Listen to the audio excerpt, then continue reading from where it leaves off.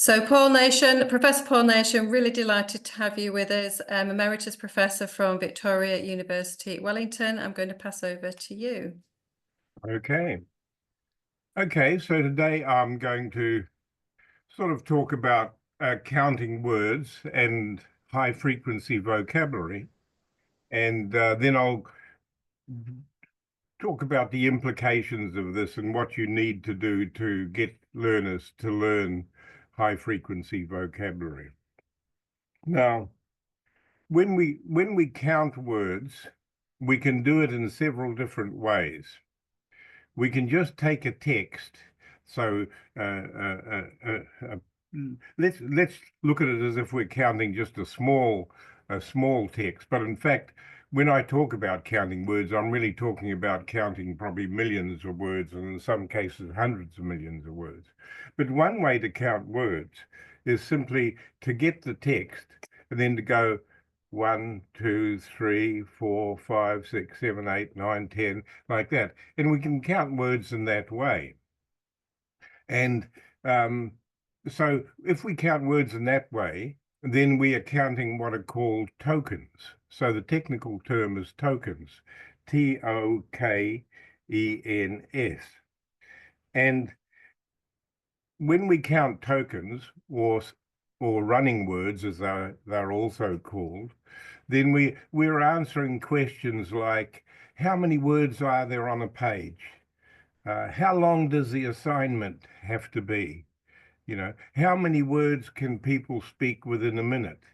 How many words can people read within a minute? And so when we ask questions like that, the answers to the questions are given in tokens.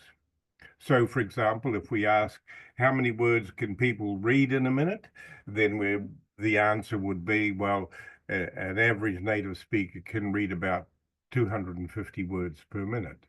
Or if it's about speaking, then an average native speaker would read about 150 tokens or words per minute. And so that's the counting of tokens. However, there's another way of counting words, and the other way of counting words is to take your text and then count, go 1, 2, 3, 4, 5 or something. But when you see the same word again, you don't count it again because you've already counted it. Now, the most obvious one is the word the, and we can see the word the there, and the word the occurs there. And so when we count again, when we count in that way, we're counting what are called word types. And the popular name, if you like, for word types is different words. But the technical terms are tokens and types. Now, here's a way to check whether you're keeping up with me so far. If we have a page of text and we count the number of tokens and we count the number of types, which figure will be the largest? The number of tokens or the number of types? Okay, the answer, of course, is the number of types, because with tokens, we just count every word, even if the same word occurs more than once. If it occurs more than once, we count it each time it occurs. And when we count types, then we will have fewer words, simply because when the same word occurs again, we say, we've already counted that, so we don't have to count it again, because it's the same word type.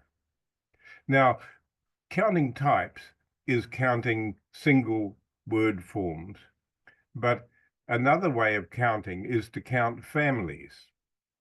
And when we count word families, then if we come across the word book, and then we come across the word books, the plural of book, then we would say, well, even though these are not exactly the same tokens, we can still count them just as one word family.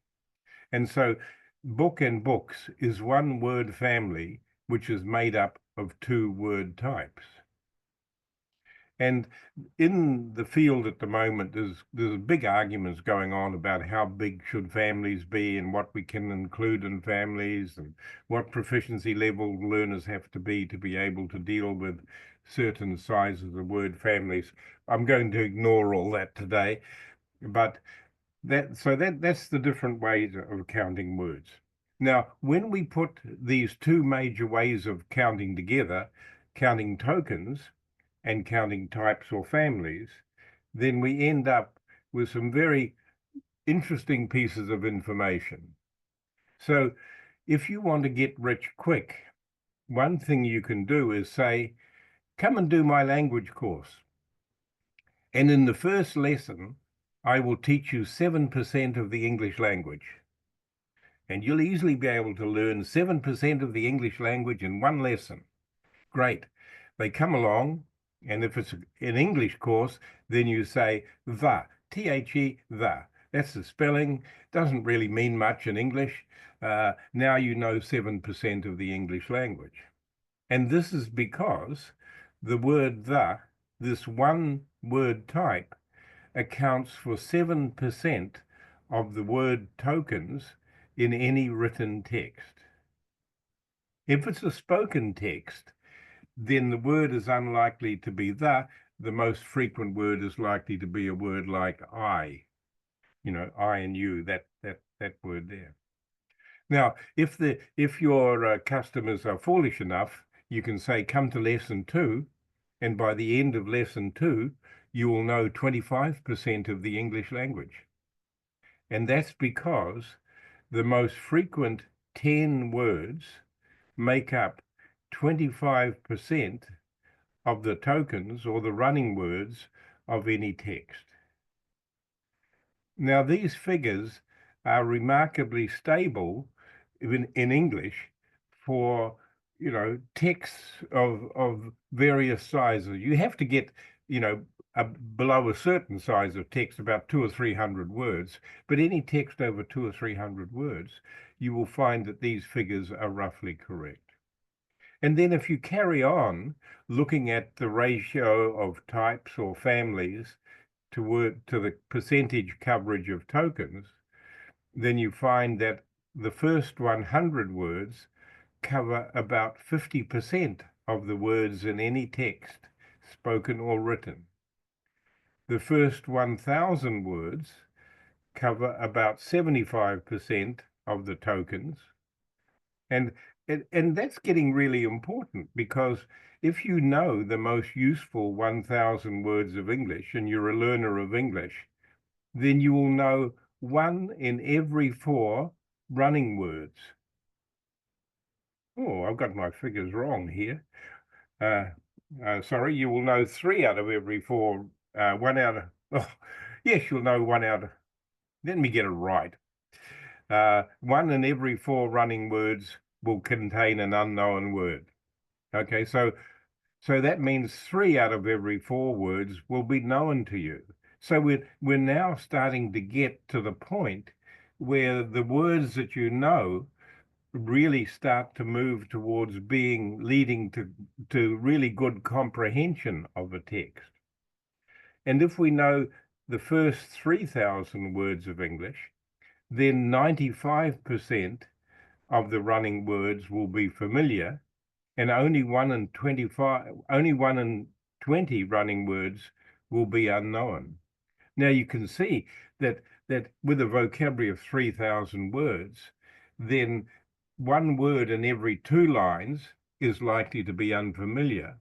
And you will have a reasonably good chance, because you have plenty of context around it, to be able to have a guess at that word, to work out its meaning, and so on. We can carry on, and if we take the first 9,000 word families in English, then any learner knowing the first 9,000 word families in English will know 98% of the tokens in any text. Now, then you have to say, well, what does it mean, 9,000 words? How many words does a native speaker know? and the general rule for a native speaker is 1 year of life, 1,000 words. That's 1,000 word families. So 1 year of life, 1,000 word families. But we start at the age of about 2 years old. And so that means that the formula or the rule of thumb for working it out is you take somebody's age minus 2 for the first 2 years of life times 1,000, and that will give you roughly their vocabulary size. And this works up to the age of about 14 or 15 years old. So that means a 12-year-old native speaker of English knows around about 10,000 word families. So you see that to get to that 98% coverage of unsimplified text intended for mainly for adults to read, things such as newspapers and novels and things like that, then so a learner who's about 11 years old has enough vocabulary to be able to cope with those kinds of texts. This only works up to the age of about 14 or 15, somewhere around there. And then the number of new words that people learn becomes quite a bit less because we don't meet them enough times to learn them. We have to have a real lot of language input to learn. So let's just try and put this into proportion now. A little while back, we saw this text here. This is about state forests. And the words in this text have been marked up so that all of the unmarked words are what we would call high-frequency words. And they are words from the first 1,000 word families of English, the most frequent 1,000 word families. 3,000, sorry, word families of English. And then we have words in italics, and the words in italics such as recreational, administering, hectares, ecological, these are words which we call the mid-frequency words, and these are from the 4,000 to the 9,000 words. And then the underlined words, and there's not many in the text. We've got disestablishment, squiggle, and carousel. These are low frequency words which are beyond the 10, which are from the 10,000 words onwards. Now, if we take that text and then move all the high frequency words together and put all the mid frequency words together and the low frequency words together, we get this kind of proportion in the text. So here we have the high frequency vocabulary, the first 3,000 words of English, which make up the vast majority of the words in the text. And then we have the mid-frequency vocabulary. This is from the 4,000 to about the 9,000, which make up a significant proportion of the text, but much, much less than these words. So the number of families here is 3,000, and the number of families here is 6,000. So that's 3 plus 6 equals 9,000. And then down here, we have the low frequency vocabulary, which makes up only a very small proportion of the text. Now, I hope I've here. It's where we are. Let's jump forward to it a little bit. Oops.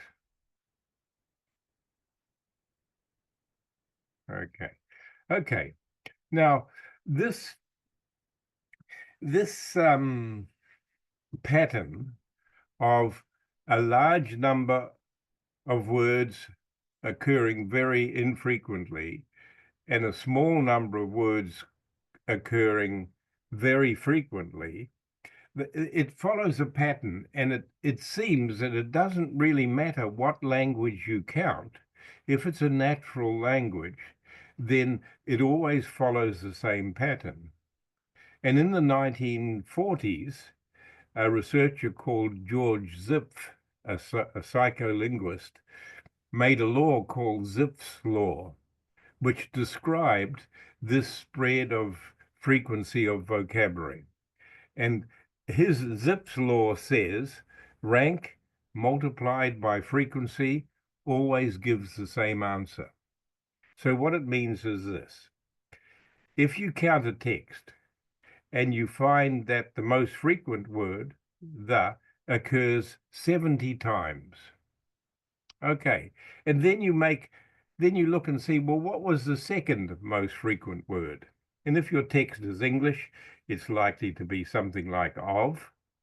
Then the frequency of will be 35, because of is the second most frequent word, and rank, number 2 in the list, multiplied by frequency, that's the number of tokens in the text, equals 70. And you see that 1 times 70 equals 70, 2 times 35 equals 70. And then if you look at the third most frequent word, and if you're counting word families and it's English, it's likely to be the verb to be.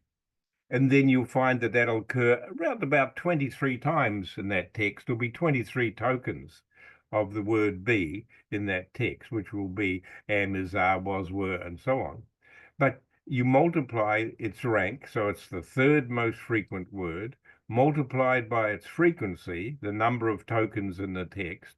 3 times 23 equals 70. It actually equals 69 in case you're worried about it. But you can see then, and you can carry on like that. And that pattern is remarkably similar for many different languages. Of course, not every language has been counted, but in the old days, when I was beginning my study of language at university, we had to do this counting by hand. And we would take one of the assignments I had to do in the language course I was studying was to take 1,000-word text and then to count how many different words there were and the frequency of the words. And that would take probably at least 8 hours or so to do this manually. Nowadays, of course, we can just get a frequency counting program, put the text in, click, and we have the answers straight away. So Zipf's law then is a remarkably stable law, and it occurs across different languages. So if you're a teacher of French or a teacher of German or a teacher of Thai or a teacher of Japanese or Indonesian, the same thing will be happening. That is, one word, the most frequent word, will account for a certain proportion of the words in the text. It won't always be 7% in different languages, because the nature of some languages means that the highest frequency word will be more frequent than 70 times, say, per 1,000-word text.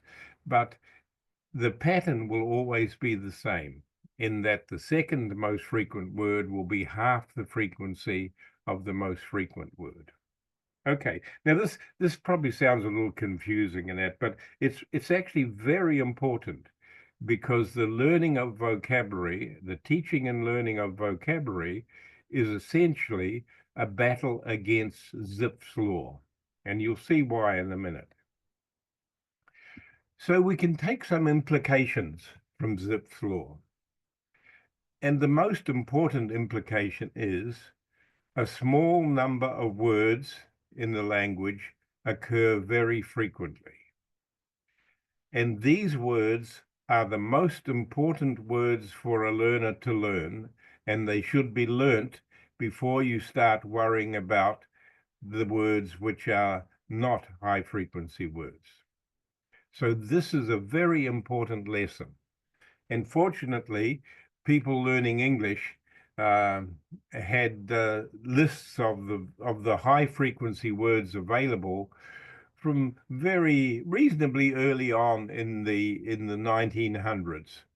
During the Depression, when even teachers were out of work, teachers were employed along with other people to do manual word counting for Edward Thorndike in the United States in order to create frequency lists of English words that could then be used for guiding teaching and for producing material.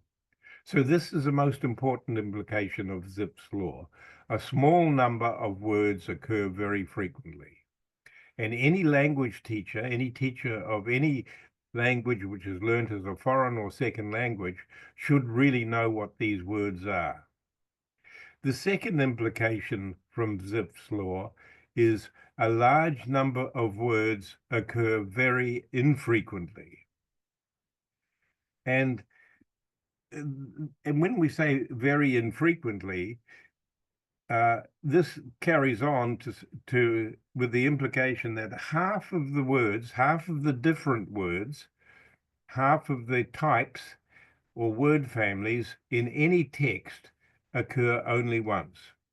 And even if the text is a collection of texts, say, well over 1 million or 100 million words long, this implication still roughly applies. About half of the different words that are met will only occur once. So you have the high frequency words, a small number of words which occur very often. And then you have the mid and the low frequency words, which occur not so frequently. And a large number of those words occur only once. So that if you were a learner and you spent time learning all of the words that you met while you were reading a text, a lot of your effort would be wasted, because half of the different words that you met, you would not meet again probably that year or even in the next couple of years, unless you did enormous amounts of reading and listening. Okay. Now, if we look at English, then the high frequency words, and if we include their words which we think that learners might not have to learn before dealing with a text, words such as proper nouns, the names of things, then the high frequency words cover around 95% of the tokens in any English text.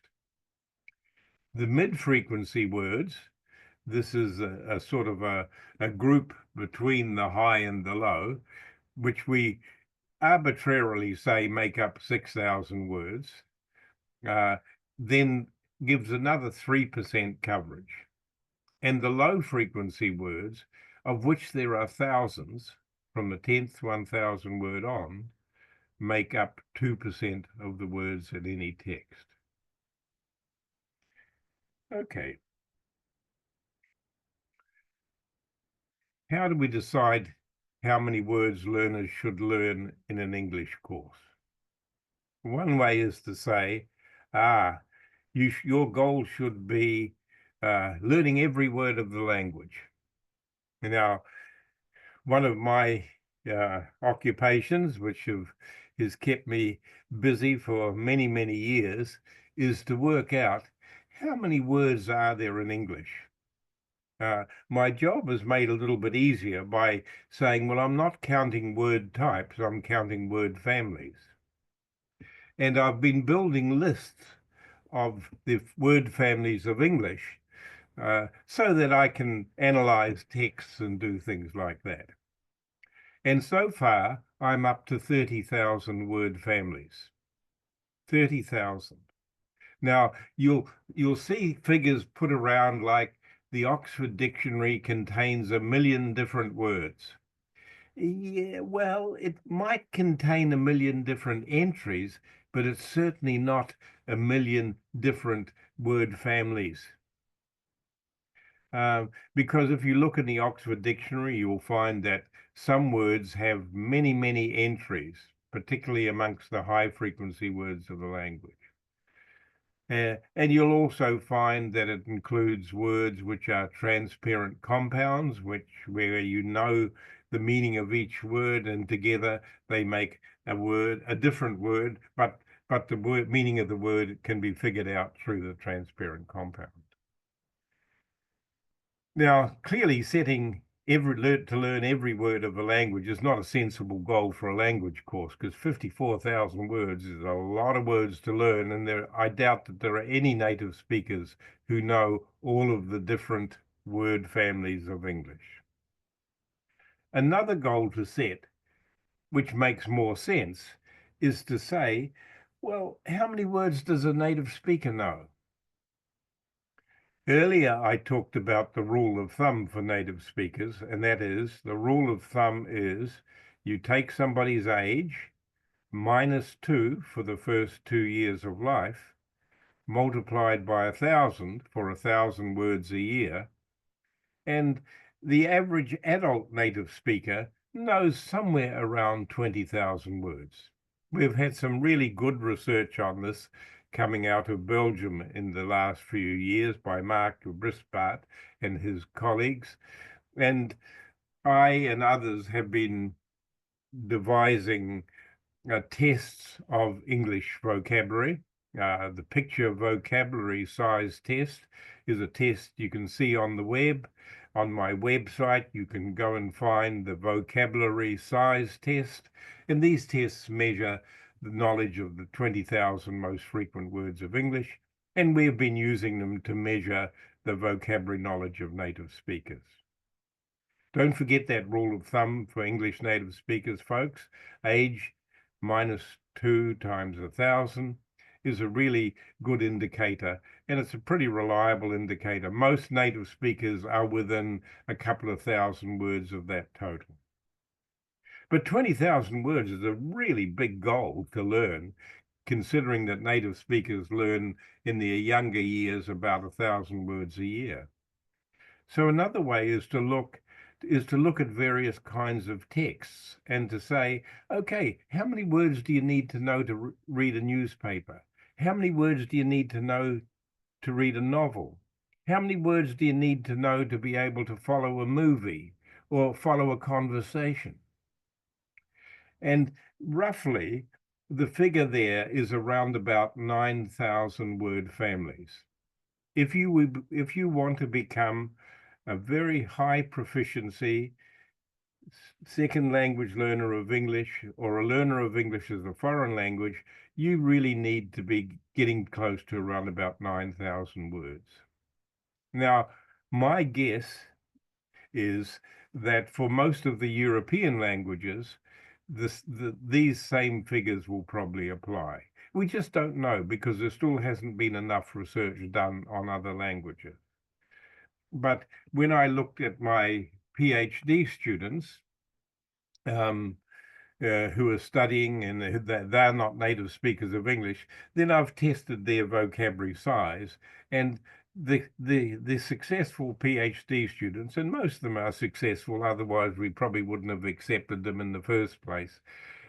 The ones who come from languages which are not related to English still need about 9,000 words to successfully complete a PhD. You can probably complete a master's course in English, studying, whatever subject you're studying, with about 6,000, 7,000, but you probably need to be getting close to about 9,000 to do master's level study. Okay. So that's the information about word frequency in a language.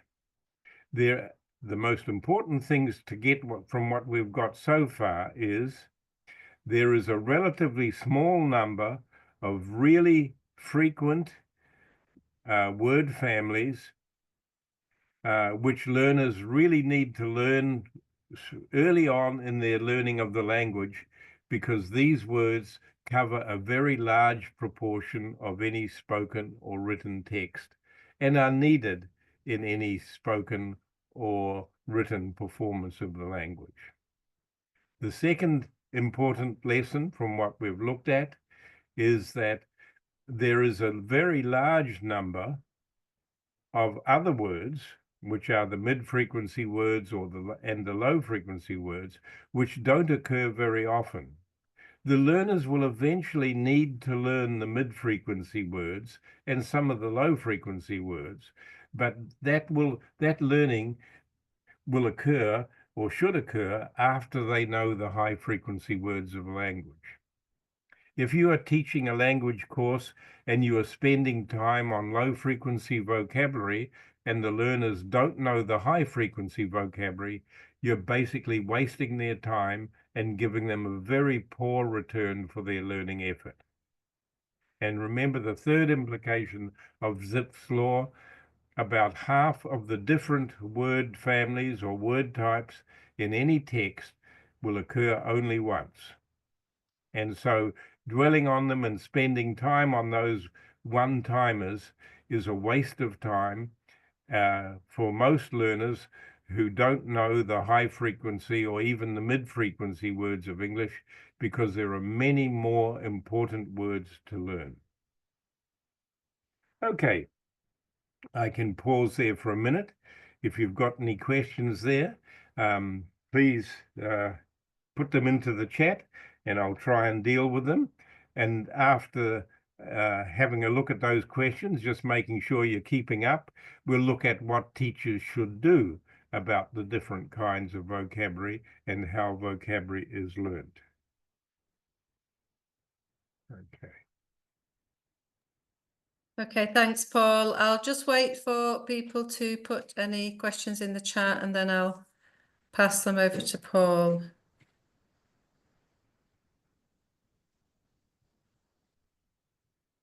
Please don't be embarrassed about asking questions you think might sound a bit foolish.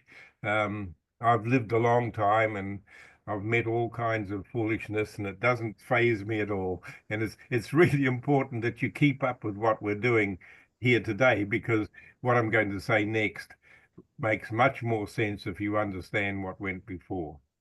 Okay, thanks, Paul. We've got a couple of questions come through. So first of all, from Alice Harrison, presumably the high frequency words are common across age groups, social groupings, etc.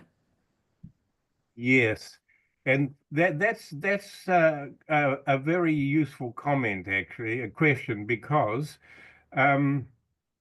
there's been a lot of research, particularly in the United States, about learners from so low socioeconomic groups and learners from high socioeconomic groups. This is largely with people who are learning English as a first language. And in general, there's a finding which troubles me, but the research supports it, is that if you are from a lower socioeconomic group, then your vocabulary size is likely to be somewhere between 1,000 or 2,000 words less than people who are from higher socioeconomic groups. And my interpretation of this is that poverty results in a limitation of opportunity.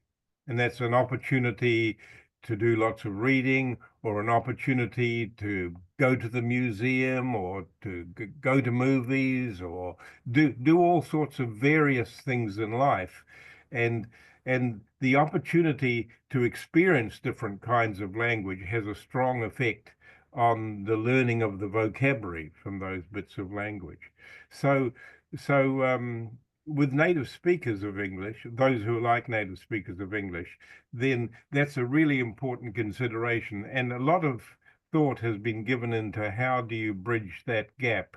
But it's only a 1,000 or 2,000 word gap.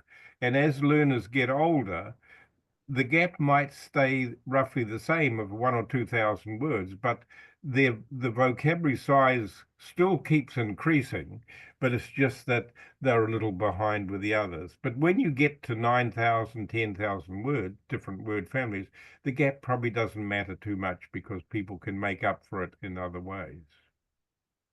Okay, thanks, Paul. Another question from Alex Havers. How many high frequency words would be suitable for younger learners at school to learn, say aged between 11 to 14? Yeah, okay. What should be the annual goal for vocabulary learning?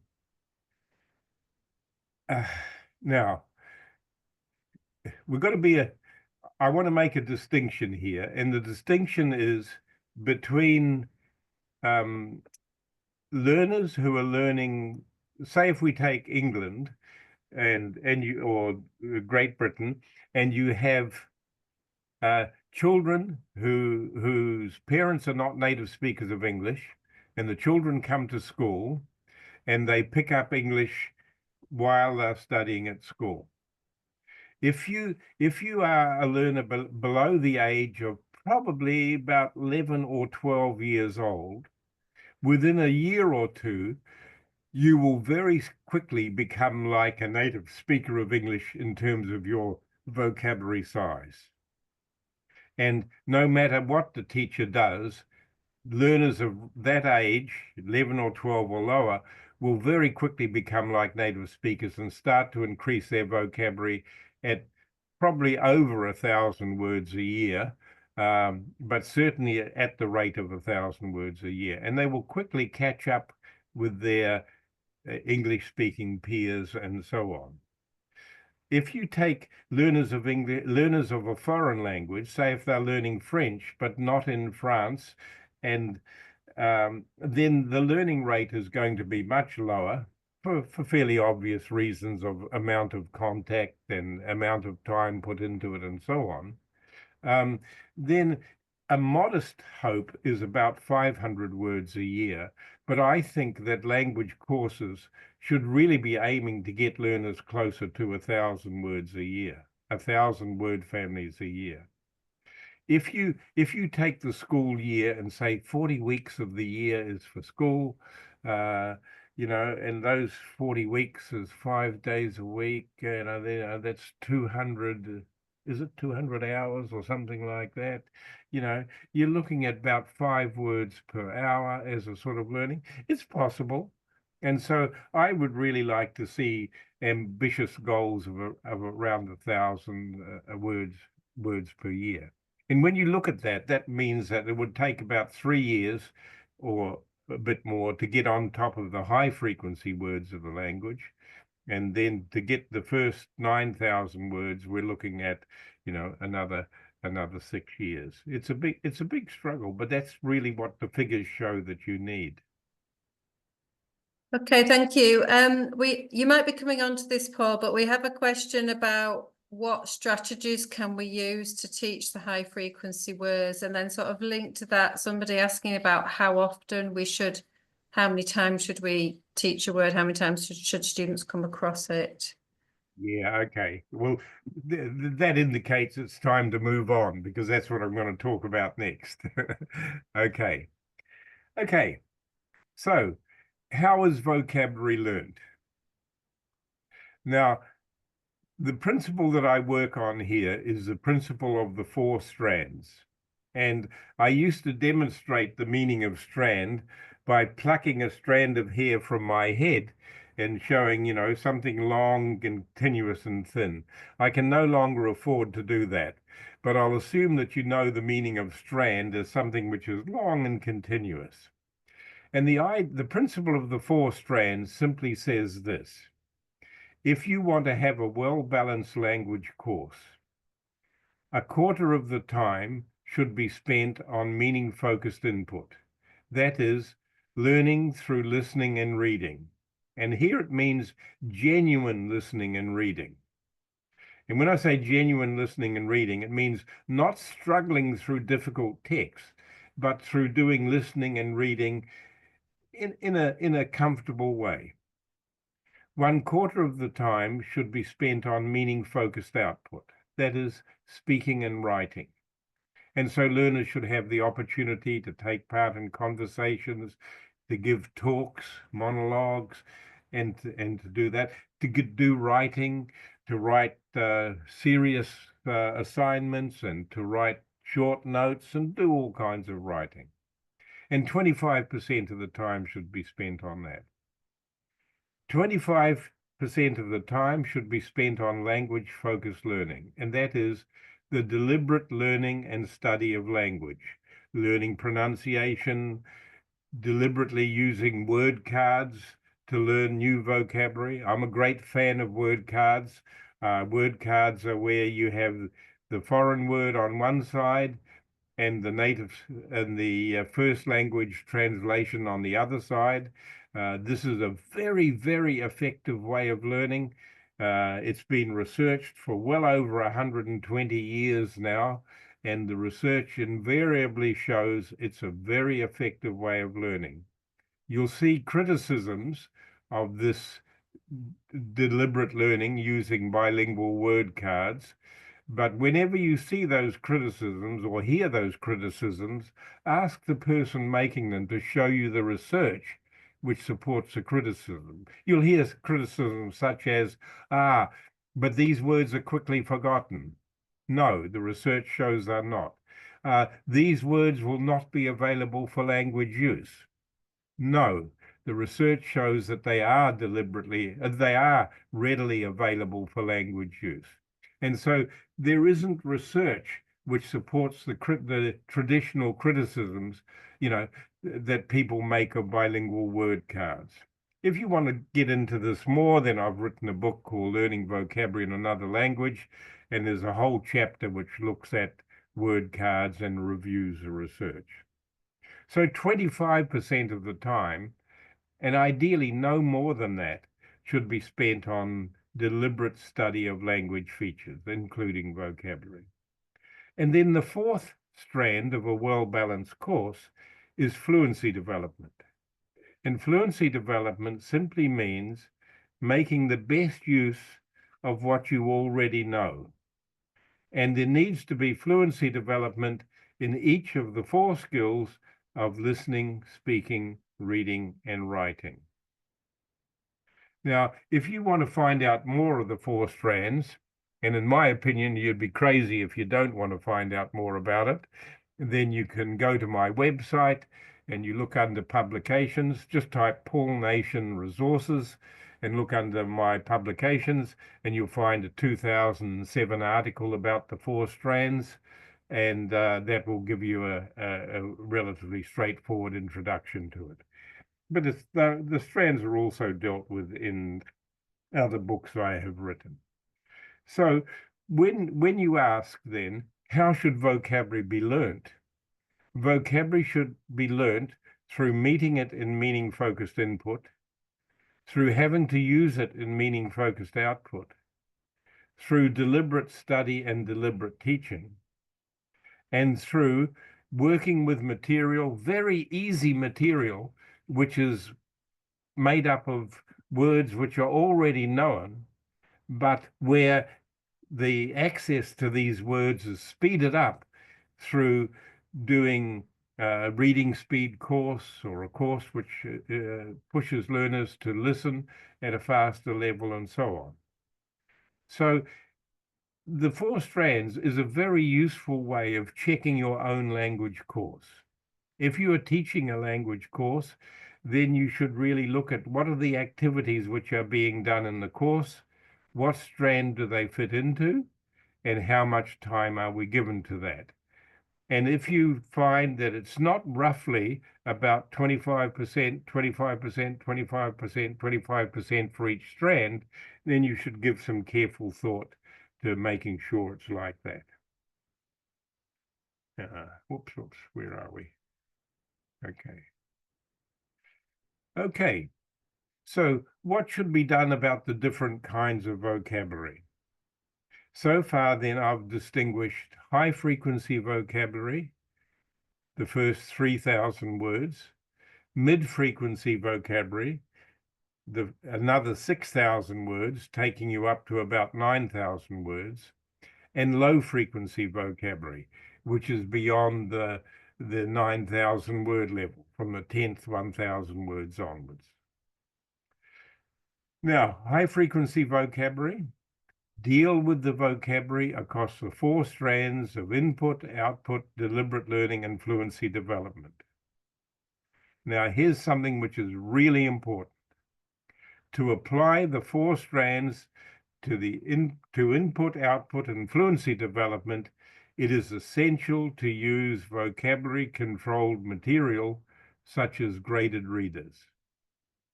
Learners of English have an enormous advantage over other languages because learners of English as a foreign language have access to probably 3,000 or 4,000 books which are written starting at the 90-word level. That means if you only know 90 words of English, there's about half a dozen books that you can read which use only those 90 word types or word families.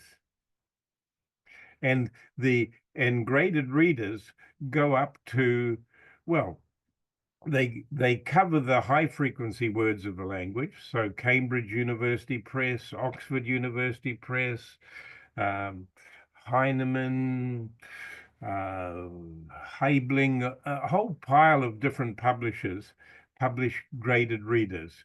And most of those readers go up to around the 3,000 word level. There are also graded readers which go from the 4,000 word level to the 8,000 word level, and they are freely available on my website. My goal is to get about 50 of those. At the moment, we're up to about 15, I think. But we have programs which help adapt material so that learners can read books at any level. And the idea is that you can't have meaning-focused input without material which is suited to the learner's level. Because one of the requirements of meaning-focused input is 98% of the vocabulary in the material should already be familiar to the learners, and only 2%, 1 word in 50, should be unfamiliar. So that means that at every level of language proficiency, so when they know 100 words, when they know 200 or 300 words, when they know 500 words, and so on, there should be reading material available in large quantities, which is designed so that 2% or less of the words are unfamiliar to the learners. And these words which are unfamiliar are words which are worth learning. So this is a really important thing. Teachers are often tempted by the idea that learners should deal with authentic material. They should be reading bits of the newspaper. They should be reading bits from news magazines. They should be listening to news reports which come on TV. But you've got to realize that to deal with these and have 2% or less unfamiliar words, you need to have a vocabulary size of around 9,000 words. And most learners of English, well, learners of English at elementary and intermediate level don't know that number of words. And so you need to have material which is specially adapted so that learners can do language-focused input and use it for language-focused output, and to do fluency development, and the material is still within their knowledge. Okay. Mid-frequency words, what should happen to those? So once learners know about 3,000 words of English, learners should take responsibility for their own learning and develop knowledge of language strategies to help that learning. And these are strategies like guessing from context, using bilingual word cards, using word parts, prefixes and suffixes, and getting skill in dictionary use. So the teacher's focus with mid-frequency words, once learners know about 3,000 words, is on developing learners' independence and autonomy and strategy. Learners' focus should simply be on increasing their vocabulary size. They should be learning the 4,000, the 5,000, and so on like that. Low frequency words can be left largely to incidental learning. That is, where learners just pick them up through reading and listening and so on, except for technical vocabulary, whereas if you study in a special area, then you need to treat the technical vocabulary a bit like low frequency vocabulary. Now, this isn't really good news for you language teachers. What makes it not really good news is that even though the number of high frequency words is relatively small, it still consists of several thousand words. And the problem is that getting lists of these high frequency words for languages other than English is not that easy. but I'm sure there are high frequency lists for French and German and the European languages. And there is a website which is called Sketch Engine. You can see it at the bottom of the further reading there, which provides access to large collections of text in a very wide variety of languages where you can get frequency lists of words to help learning and to guide learning. But the message you should take from what I'm saying today, the messages are this. First of all, not all words are created equal. Some words are much more important than other words, and these are the high frequency words of the language, and learners should be focusing on them in their early learning. And teachers should be systematically checking, teaching, and getting learners to do input and output and fluency development using those words. The second thing to take away is that we would expect learners to progress at roughly about 500 to 1,000 words a year, and we need graded material which makes sure that these high frequency words are met and are met enough times for learning to occur. I've listed a few, the first two things in these further reading that I've listed is the 4 strands article, which tells you more about the 4 strands, and then another article called Reading a Whole Book to Learn Vocabulary. These 2 articles are freely available on my website, and you can learn more about the 4 strands and also about the high, mid, and low frequency vocabulary from looking at them. If you want to really get into the teaching and learning of vocabulary, then there is my book from Cambridge, the 3rd edition, Learning Vocabulary in Another Language. And then probably the most useful book I've written for teachers is What Should Every EFL Teacher Know? This is a fairly short book. It's only about a couple of 100 pages. It's written within a vocabulary of about 4,000 words, and it covers what I think any basic teacher of a foreign language should know. Okay, any questions? And I'll try and deal with your questions. Right, thanks very much, Paul. And I can really recommend Paul's books, which I've been reading recently. And although a lot of the research is linked to teaching English as a foreign language, people who teach French, German, Spanish, other languages, you will certainly see lots of applications. So I'm going to ask a couple of questions that were sort of put in the chat while you were talking, Paul. A question from Rachel Hawkes. In terms of fluency development in production, such as speaking and writing, do you advocate vocabulary production from memory? I'm not quite sure what you mean from memory here, but any fluency development activity should involve words which are already known. So for meaning-focused input and meaning-focused output, 98% coverage is the goal for such material. But for fluency development, it should be 100% familiarity. But that 100% means you get faster and faster at being able to retrieve what you already know. I'll give you an example. I lived in Japan for a few years and trained teachers there. And I used to go into the post office, these were the old days, and we'd send a letter back to our son in New Zealand. And I'd throw the letter across the counter, and the guy behind the counter would take the letter, weigh it, and then say, "Hachi ni juan." And I'd look at him and sort of smile sheepishly, and then he would type 120 yen onto his calculator and show it to me so I could read 120. And then I'd pay the 120 yen for it. And then I thought after a while, this is crazy because I actually know all the numbers in Japanese. But when the guy behind the counter says them, I can't understand them. It's too fast. So I sat down with a Japanese teacher and I said, okay, let's work on the numbers from 1 to 10. You say the number and then I'll point to the number.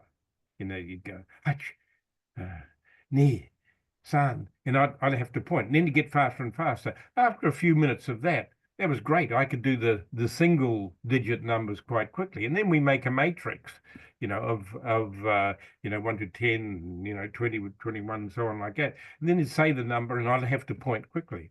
And I remember a couple of weeks later, then with great pride, going into the post office, putting my letter across the counter, and you'd say Sanjuan, and I'd draw out my 130 yen and pay the price of the stamp. So I wasn't learning anything new because I already knew the numbers, but they were not readily available to me. So fluency development should occur at every stage of proficiency. Even after the first lesson, learners should be able to fluently produce a few greetings and a few questions, something like that. If you want to know what I think should be in the first lesson of a language course other than English, go to my website and look at the survival vocabulary, because we developed a survival vocabulary of 120 words, which are useful for people traveling in another country. And so there's a survival vocabulary of French, a survival vocabulary of Italian, German, Thai, Indonesian, Spanish, and so on. And this survival vocabulary can be learnt within less than 4 hours of study, ideally spread over a period of time of a week or two. But that survival vocabulary should be learnt to a high degree of fluency so that you can use it. And so when I meet someone who speaks Japanese, I can come across as very fluent in Japanese when really I don't know that much. I probably only know about 300 or 400 words, but what I know very fluently indeed.